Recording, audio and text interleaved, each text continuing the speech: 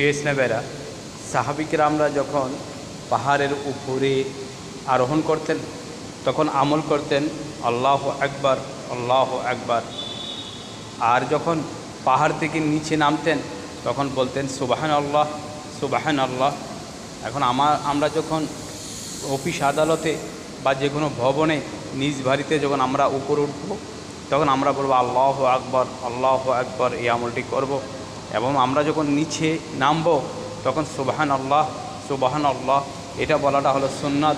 আমরা এই আমলটি করে থাকবো ইনশাআল্লাহ। ইসলামেরা, পৃথিবীতে আমরা এসেছি অল্প সময়ের জন্য, এখানে ফিতনা করে কোনো লাভ হবে না। আমরা আমল করলে আমলে নাজাত পাবো। প্রিয় ইসলামেরা, আমি ফিতনা করি না, আমি ফিতনার সাথে কোনো কম্প্রোমাইজ করি না। যারা যুক্তি তর্ক করে আমি ওদের সাথে কথাও বলি না, ওদের পাশে নামাজে দাঁড়াই না। প্রিয় ইসলামেরা, যারা আল্লাহ রাসূলকে ভালোবাসেন তারা আমল করেন, আমলে নাজাত পাবেন ইনশাআল্লাহ।